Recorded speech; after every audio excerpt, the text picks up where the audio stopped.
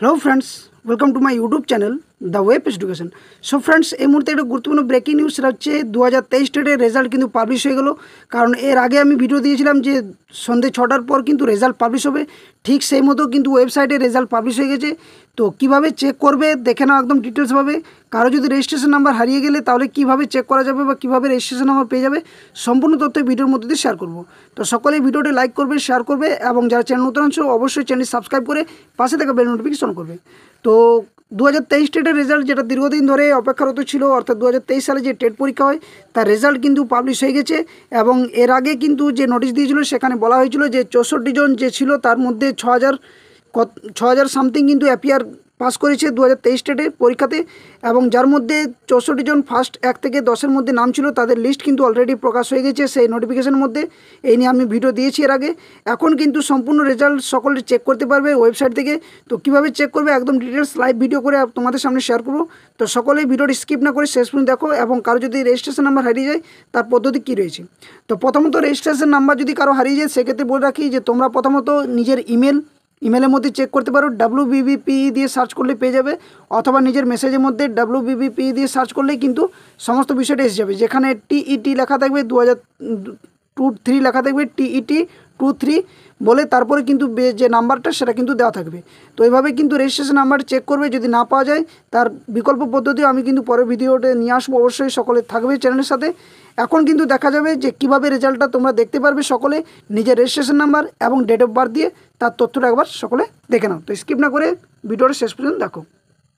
তো এটা হচ্ছে West Bengal board of primary education যে ওয়েবসাইট সেটা রয়েছে, আমি ফোনের মধ্যে দিয়ে তোমাদের সামনে শেয়ার করে দেখাচ্ছি।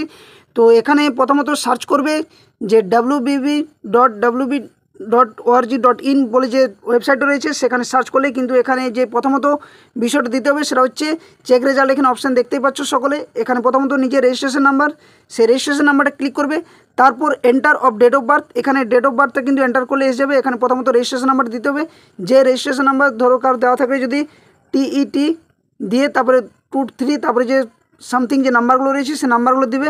নেক্সট তারপর দেওয়ার পরে নিচে রয়েছে ডেট অফ বার্থ। এখানে ডেট অফ বার্থ ক্লিক করার পর যেটা করতে হবে সেটা হচ্ছে একটু উপর দিকে আমি স্ক্রল করছি, এখানে দেখতে পাবে এইখানে সার্চ করবে, দিয়ে নিজের বয়সটা যদি সার্চ করতে চাও অর্থাৎ কোন সালে জন্ম সেটা সার্চ করার জন্য এখানে স্কিপ করে যাবে, যত সালে জন্ম সেটা কিন্তু ক্লিক করবে।